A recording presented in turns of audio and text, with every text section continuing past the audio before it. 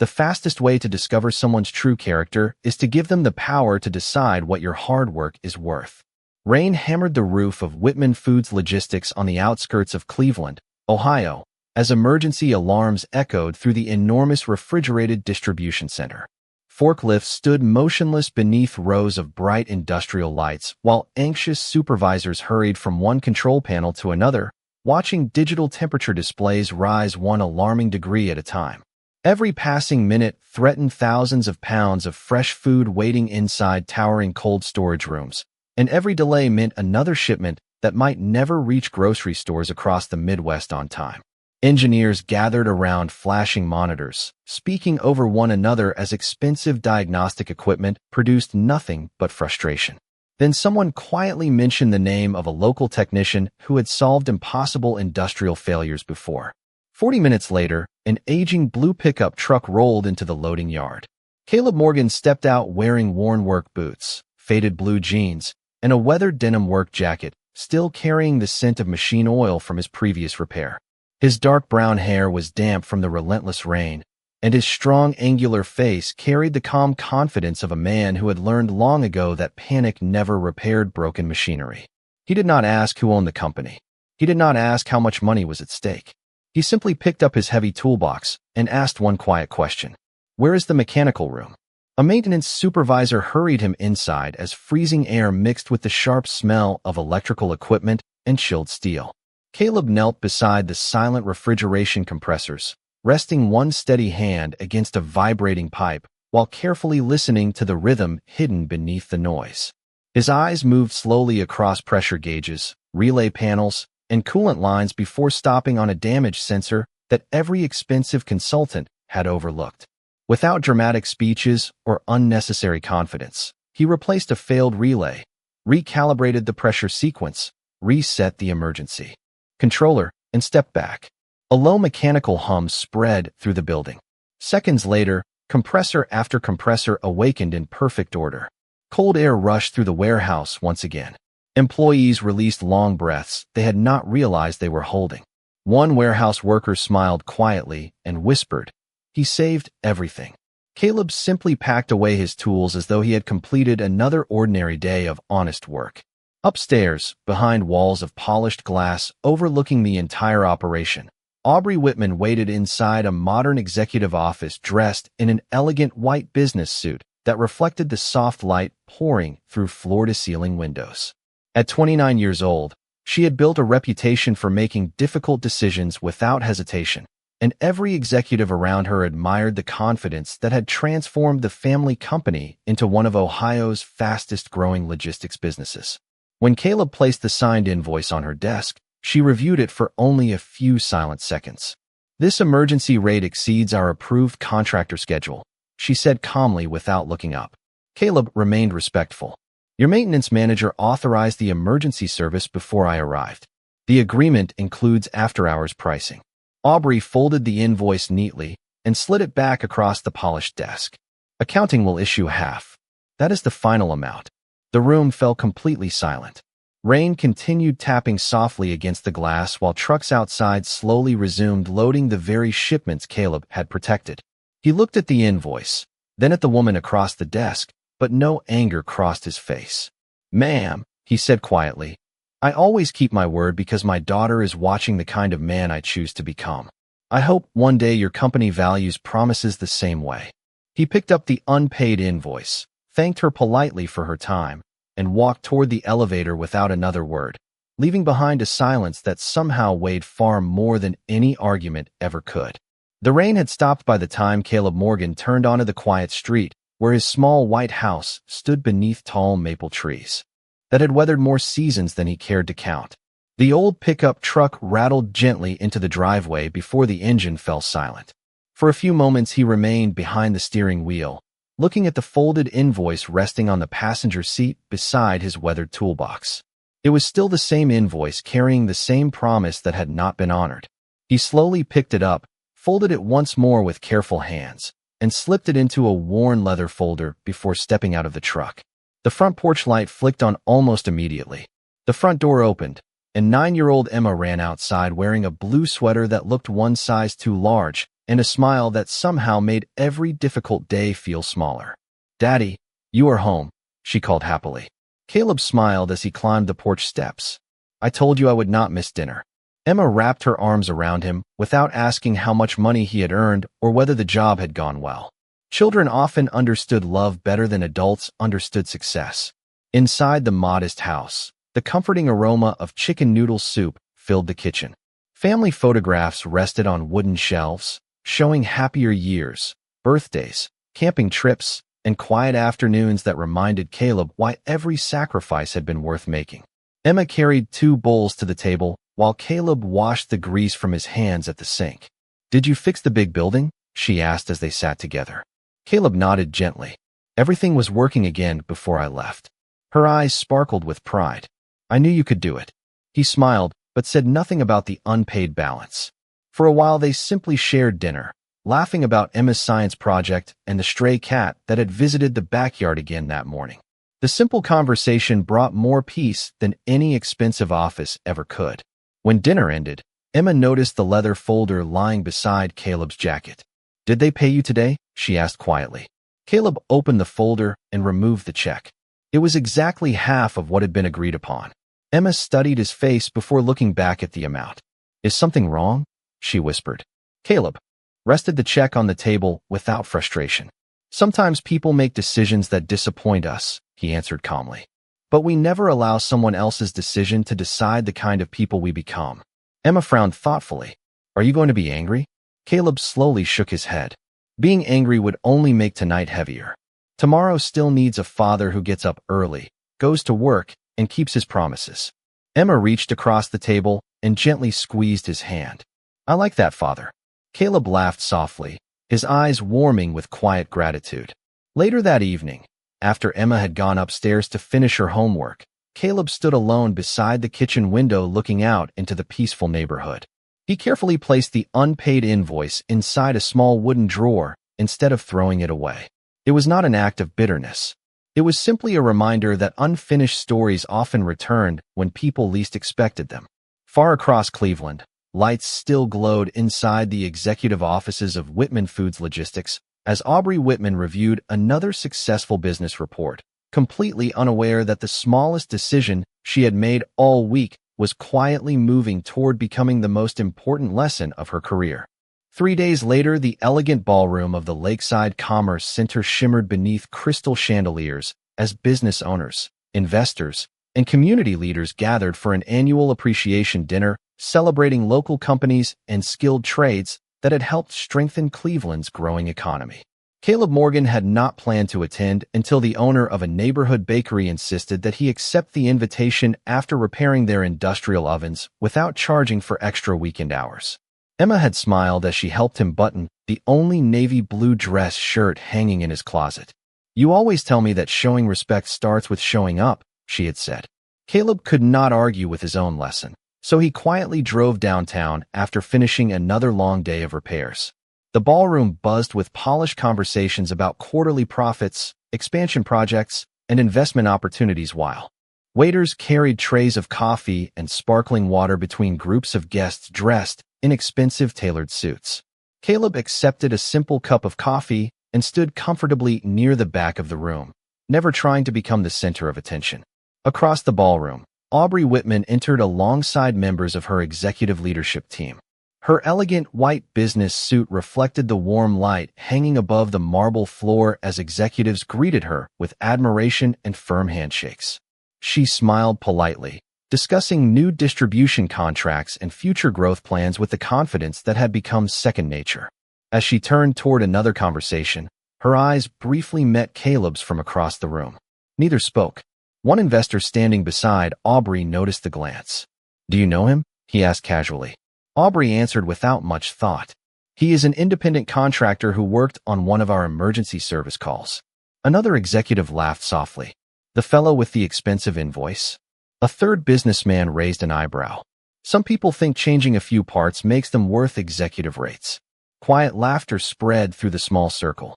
"Maybe he should learn how business works," someone added with an amused smile. Their voices were never loud, but in a ballroom filled with elegant music and careful conversations, they traveled farther than any of them realized. Caleb heard every word. Several nearby guests slowly turned toward him, expecting embarrassment, frustration, or an angry reply.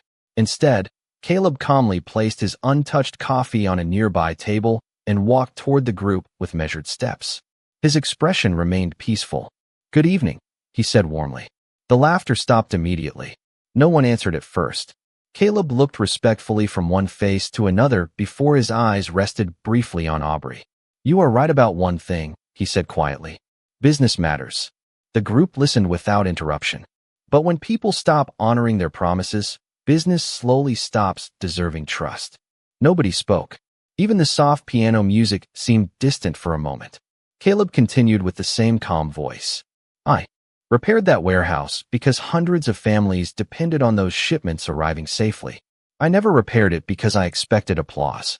Aubrey lowered her eyes, almost imperceptibly. Caleb offered a small, respectful nod. "Money measures invoices," he said gently. "Character measures people." Without waiting for an answer, he thanked them for their time and quietly walked away. Behind him, the conversation never resumed. The investor looked at Aubrey with an uncertain expression, while several executives shifted uncomfortably beneath the ballroom lights. For the first time since becoming chief executive officer, Aubrey discovered that the quietest man in the room had somehow left behind the loudest silence of all. Monday morning began with clear skies over Cleveland, but inside Whitman Foods Logistics the atmosphere felt heavier than the storm that had passed only days before.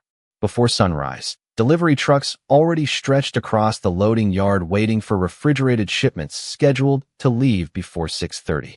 Warehouse employees moved with practiced efficiency until every conveyor belt stopped at exactly the same moment. The familiar mechanical rhythm disappeared, replaced by warning alarms echoing across the enormous building. Digital displays flashed bright red messages, while barcode scanners disconnected one after another. Forklift operators lowered their pallets and looked toward the operations center, waiting for instructions that never came. Within minutes, supervisors gathered around control panels as refrigerated storage temperatures began rising slowly but steadily. Aubrey Whitman arrived from a board meeting just as another emergency notification appeared across every monitor inside the control room. She removed her white blazer, rolled up her sleeves, and walked directly toward the engineering team. "Tell me exactly what failed," she said calmly. The senior systems engineer looked exhausted after hours of unsuccessful troubleshooting. "The refrigeration equipment is responding. The warehouse network is responding. But they stopped communicating with each other after the weekend software update. Every automated loading schedule is frozen." Aubrey immediately authorized emergency support from the company's national technology consultants. By mid-morning, specialists from 3 different firms filled the operations center with laptops, diagnostic equipment, and network analyzers. They restored servers. They replaced controllers. They reinstalled software packages. Every attempt seemed to solve one problem while creating 2 more. Outside, truck drivers waited beside idling trailers. Grocery chains called asking where their shipments were. Hospitals requested updated delivery estimates for temperature-sensitive supplies. Every passing minute quietly increased the financial loss. But Aubrey found herself thinking less about the numbers and more about the hundreds of employees depending on the company to succeed. Around noon, the lead consultant slowly removed his headset and looked toward Aubrey with obvious frustration. "We have reached the limit of what standard diagnostics can tell us," he admitted. "This is not a failed machine. Something deeper is preventing every system from trusting the control sequence." The room fell silent. Nobody offered another suggestion. Aubrey walked toward the large observation windows overlooking the motionless warehouse floor where employees waited patiently instead of complaining. She remembered another quiet man standing in her office only days earlier, holding an unpaid invoice with the same steady hands that had restored an entire refrigeration network in less than an hour. His final words returned with surprising clarity. "I hope one day your company values promises the same way." They no longer sounded like disappointment. They sounded like wisdom she had chosen to ignore. The operations manager stepped beside her carrying another status report. "There is one person several maintenance supervisors keep mentioning," he said carefully. Aubrey did not ask for the name because she already knew it. "Caleb Morgan," he continued. They believe he understands these systems better than anyone we have called. Aubrey remained silent for several long moments, while watching warehouse employees stand beside silent conveyor belts that only days earlier had been moving. Without interruption, because of the same man she had refused to pay fairly. Pride urged her to keep searching for another solution. Responsibility quietly whispered something stronger. She reached into her pocket, unlocked her phone, and stared at Caleb's business card stored beneath a clear protective sleeve inside her wallet. For the first time since becoming chief executive officer, asking for help suddenly felt much harder than making any business decision she had ever faced. Edit. The address on Caleb Morgan's business card led Aubrey Whitman away from polished office towers and crowded highways into a quiet neighborhood where children still rode bicycles after school and neighbors greeted one another from shaded front porches. She slowed her black sedan beside a modest white house surrounded by carefully trimmed hedges and blooming flower beds that reflected patient hands rather than expensive landscaping. The driveway held an aging blue pickup truck that had clearly worked for every mile it had traveled. Through the open garage door, Aubrey saw Caleb kneeling beside a small pink bicycle balanced on a repair stand. His sleeves were rolled above his forearms, his hands lightly stained with grease, and his weathered toolbox rested open beside him. A young girl sat cross-legged on the concrete floor, carefully handing him a wrench exactly when he asked for it. "Now turn the pedal slowly," Caleb said with a warm smile. Emma did as instructed, and the bicycle chain moved smoothly without a single sound. Her face lit up instantly. "It works, Daddy." Caleb smiled with quiet satisfaction. "I told you we would fix it together." Neither of them noticed the black sedan until its engine became silent. Aubrey stepped out alone, wearing the same elegant white business suit from the office, though today it no longer seemed to give her the confidence it usually carried. She walked toward the garage without assistance, without security, and without the certainty that normally guided every business negotiation. Caleb looked up, immediately recognizing her. He stood slowly and wiped his hands with a clean shop towel before offering a polite nod. "Good afternoon." Emma looked curiously between them before quietly carrying the repaired bicycle toward the porch, sensing that the adults needed privacy. Aubrey stopped a few feet away. For the first time in many years, she searched for words that refused to come easily. The quiet neighborhood seemed almost too peaceful for the conversation she knew had to happen. Finally, she drew one careful breath. "I need your help," she said softly. Caleb remained silent, giving her the space to continue. "Our distribution center is completely down," Aubrey explained. "The engineers cannot restore the system. Every hour we remain offline affects employees, customers, grocery stores, and hospitals waiting for deliveries." Caleb listened without interrupting. There was no satisfaction in his expression, no sign that he enjoyed seeing someone who had treated him unfairly now standing in his driveway asking for help. Aubrey lowered her eyes briefly before speaking again. "I also know I did not treat you fairly." The admission sounded unfamiliar even to her own ears. "I cannot change what happened last week, but I am asking if you will come." Caleb looked toward the porch where Emma quietly watched through the screen door before turning back to Aubrey. "Are you asking because I am the only technician who can solve the problem?" he asked calmly. "Or because you believe I deserved better than the way I was treated?" The question settled gently between them. Aubrey did not answer immediately because the honest answer required more courage than any boardroom presentation she had ever delivered. At last she met his eyes. "Both," she admitted quietly. Caleb studied her face for a long moment. The pride that had filled her executive office was still present, but now it stood beside something new. Humility. He closed his toolbox, locked the garage cabinet, and smiled gently toward Emma. "Sweetheart, I may be home a little later tonight." Emma smiled back without hesitation. "Go help them, Daddy. Good people always help when they can." Caleb picked up his toolbox, looked once more at Aubrey, and nodded. "Then let us go find out what is really broken." The drive back to Whitman Foods Logistics passed. Beneath a quiet afternoon sky that seemed strangely peaceful compared to the uncertainty waiting ahead. Neither Caleb Morgan nor Aubrey Whitman felt the need to fill the silence with unnecessary conversation. The steady hum of the engine was interrupted only by the occasional sound of passing traffic as the skyline of Cleveland slowly came back into view. When they arrived at the distribution center, hundreds of employees were still waiting. Some stood beside silent conveyor belts. Others reviewed inventory lists that could not be processed until the system returned. Nobody complained. They simply waited, trusting that someone would find an answer. As Caleb stepped out carrying his weathered toolbox, conversations quietly faded. Several maintenance workers recognized him immediately and exchanged hopeful glances.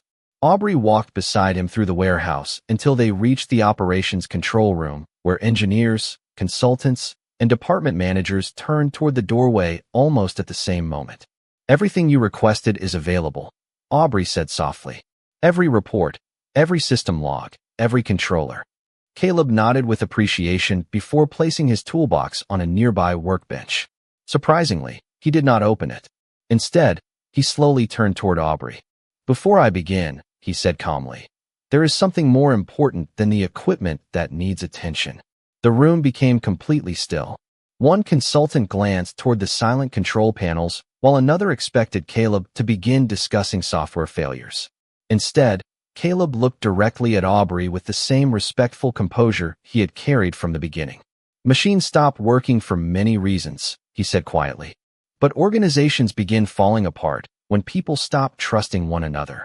Aubrey listened without interrupting. Caleb continued. "Last week, we signed an agreement. After the work was finished, the agreement no longer mattered because one person had the authority to change it. That does not only affect me.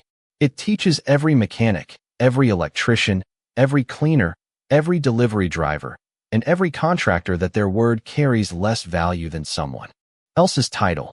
No one in the room moved. The only sound came from ventilation fans circulating cool air through the silent control center. Aubrey lowered her eyes. "You are right," she admitted. "I made that decision." Caleb gave a small, understanding nod. "I did not come back because I wanted revenge. Holding resentment would not repair a single conveyor belt." His eyes shifted toward the warehouse floor beyond the observation windows where employees still waited patiently. "I came because every person working in this building deserves leadership that keeps its promises." Aubrey drew a slow breath. "Tell me what you need me to do." Caleb answered without hesitation. "Authorize accounting to issue full payment for every unpaid contractor according to their signed agreements. Approve every delayed overtime payment that honest employees have already earned. Then stand before your team and acknowledge that respect belongs to every job inside this company, not only the offices on the top floor." Several department managers looked toward Aubrey, uncertain whether such decisions would ever be announced publicly. She remained silent for several moments before lifting her head with quiet resolve. "I authorize all of it," she said clearly. "The payments will begin immediately, and I will address every employee before this day ends." No negotiation followed. No legal discussion interrupted the moment. Only quiet commitment. Caleb smiled gently for the first time since arriving. "Good," he said. "Now we can begin repairing the system." He finally opened his toolbox, picked up a flashlight, and walked toward the main control cabinet. Engineers instinctively stepped aside, watching as he studied rows of blinking indicators with patient concentration. After only a few moments, his eyes settled on one small communication module hidden behind a bundle of neatly organized cables. A thoughtful smile crossed his face. "Interesting," he whispered. "The machinery has been telling all of you the truth from the beginning. You were simply looking in the wrong place." Caleb rested his flashlight against the open control cabinet and quietly reached for a maintenance laptop sitting on the nearby workbench. "May I see the update history from Saturday night?" he asked. One of the senior engineers immediately pulled up the system logs. Hundreds of lines of configuration records filled the screen. Caleb did not rush. He slowly compared software versions, communication priorities, and backup files while occasionally asking short questions that seemed almost too simple. What time did the update finish? Did anyone verify the controller handshake afterward? Was the backup configuration tested before deployment? The engineers answered one by one, and with every response Caleb's calm expression became more thoughtful. Finally, he leaned closer to the monitor and gently tapped one line of code with his finger. "Here it is." Several consultants stepped forward at once. "That tiny configuration?" one of them asked with disbelief. Caleb nodded. It changed the communication priority between the warehouse automation controller and the refrigeration management network. Every system is healthy. Every controller is working. but each one believes another controller has authority over the safety sequence. They have spent the entire morning waiting for instructions that never arrive. Silence settled across the room. One engineer rubbed his forehead. We reviewed that update 3 separate times. Caleb smiled politely. You were searching for broken equipment. The equipment was never broken. The communication protocol was. Aubrey watched him carefully. Can you restore it? Caleb answered with the same quiet confidence he had shown from the beginning. Yes, but we will verify every step before restarting anything. He requested the archived backup file from the previous Friday evening, carefully compared every parameter, restored only the damaged communication sequence, synchronized the warehouse controller with the refrigeration network, and then manually verified every safety checkpoint instead of relying on automatic confirmation. Every engineer stood silently behind him, watching a level of patience that none of them had demonstrated throughout the day.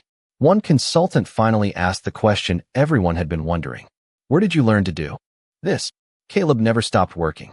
Before my wife passed away, I designed industrial automation systems for manufacturing companies across the Midwest. Troubleshooting communication architecture used to be my full-time career.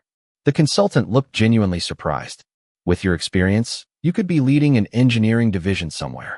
Caleb paused only briefly before answering.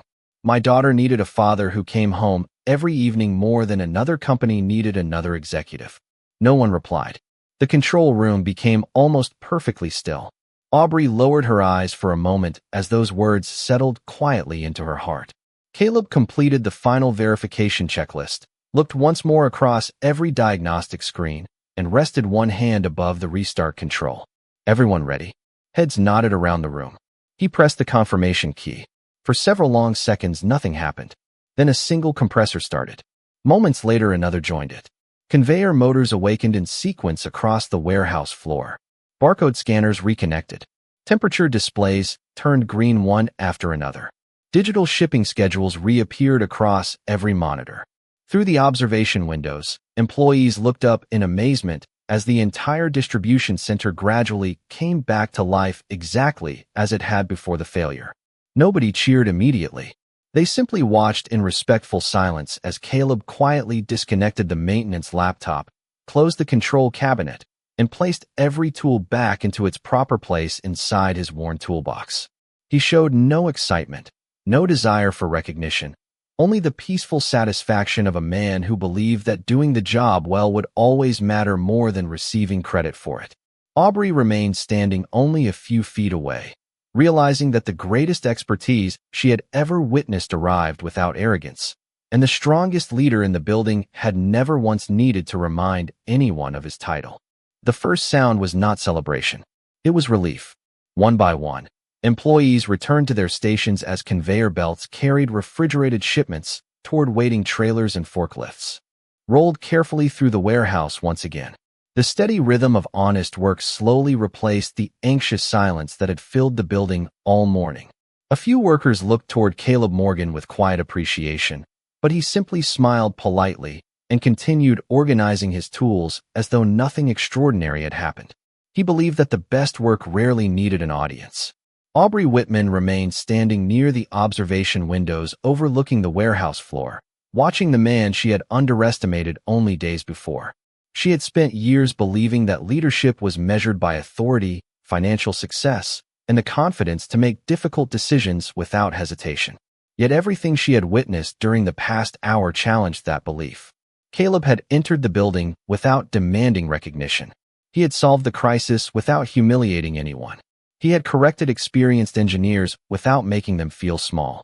Most surprising of all, he had returned after being treated unfairly simply because innocent people depended on the outcome. That kind of strength could not be purchased, promoted, or inherited. It had to be earned through years of quiet choices. As Caleb finished locking his weathered toolbox, his phone vibrated gently inside his jacket pocket. He glanced at the screen, and the serious expression he had carried throughout the repair immediately softened into a warm smile. "Hello, sweetheart," he answered. Aubrey could not hear Emma's voice, but she watched every change in Caleb's face. "Did your science presentation go well?" he asked happily. He listened for several seconds before laughing softly. "I knew you could do it. I never doubted you for a second." Another pause followed. Caleb looked toward the large warehouse clock hanging above the loading docks. I will still be home before bedtime, he promised gently. We will read the next chapter together, just like we always do. A promise is still a promise. He smiled once more. I am proud of you too. I will see you soon. After ending the call, he quietly slipped the phone back into his pocket and picked up his toolbox. Aubrey lowered her eyes for a brief moment. She had negotiated multi-million-dollar contracts with complete confidence. Yet somehow the simple promise between a father and his daughter carried more meaning than any business agreement she had ever signed. One of the senior consultants stepped beside her and spoke quietly. I looked into Caleb's background while he was working, he said. He was one of the most respected industrial automation engineers in the region. Several Fortune 500 companies offered him executive positions over the years. Aubrey looked genuinely surprised. Why did he refuse them? The consultant smiled faintly. Every position required constant travel. He chose to stay close to his daughter instead.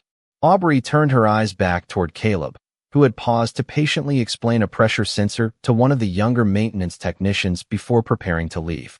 He spoke with the same respect he had shown every person inside the building, whether they were an apprentice or a chief executive officer. At that moment, Aubrey finally understood something no business school had ever taught her. Caleb was not living a smaller life because he lacked opportunity.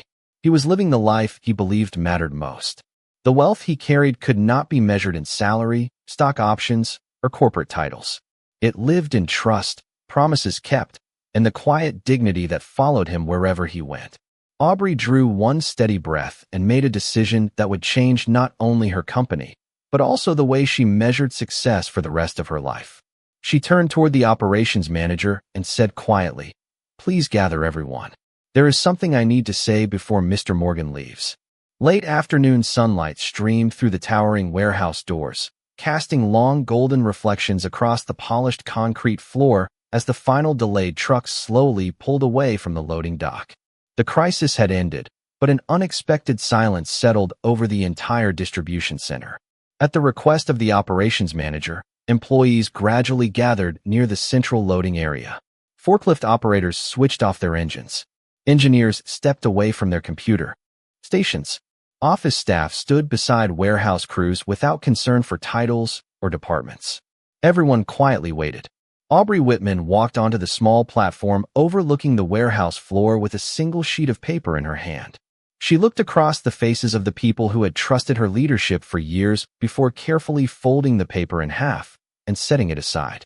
"I do not need prepared remarks today," she said softly. "I need honesty." The building became completely silent.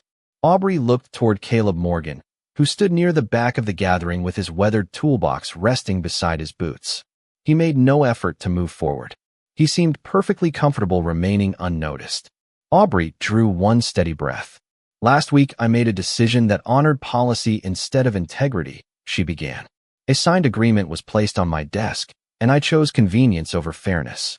Today, the same man I treated unfairly returned without resentment because he cared more about protecting your jobs and serving our customers than about proving himself right." She turned fully toward Caleb. "Mr. Morgan, I owe you an apology. I judged your value by your position instead of your character. I was wrong." No one spoke.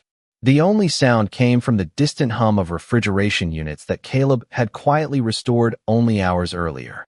Aubrey continued. "Effective immediately, accounting has been instructed to issue full payment for every outstanding contractor invoice according to its signed agreement. Every delayed overtime payment has also been approved.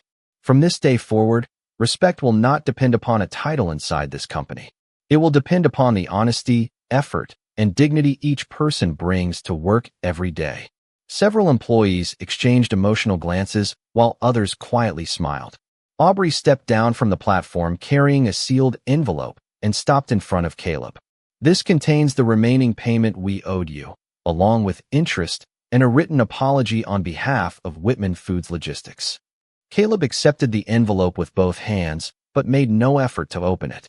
"Thank you," he replied gently. Aubrey then handed him another document. "There is one more offer. I would like you to become our Director of Operations Technology. The position, compensation, and schedule can be structured around your family, because this company needs someone who understands both systems and people." Every executive watched quietly, expecting an immediate acceptance. Caleb looked thoughtfully at the document before smiling with the same quiet grace that had defined every decision he had made. "It is a generous opportunity," he said, "but my daughter still expects me home every evening. She has already lost one parent. I will never allow her to wonder whether she has lost the other to work." Aubrey nodded with genuine understanding. "Then let us build a position that honors both your family and your gifts." Caleb considered her words before answering softly. "Respect comes first. Everything else can be discussed after that." No applause followed. None was necessary. The warehouse remained wrapped in a profound silence because everyone present understood they had witnessed something far greater than a successful repair. They had watched humility replace pride, promises replace excuses, and quiet dignity accomplish what authority alone never could. As Caleb walked toward the exit carrying his weathered toolbox in one hand and the unopened envelope in the other, the warm evening sunlight followed him across the warehouse floor. He did not leave as the most powerful person in the building. He left as the one every person there respected the most, proving that the strongest legacy is never built through wealth or status, but through keeping one's word when nobody expects it.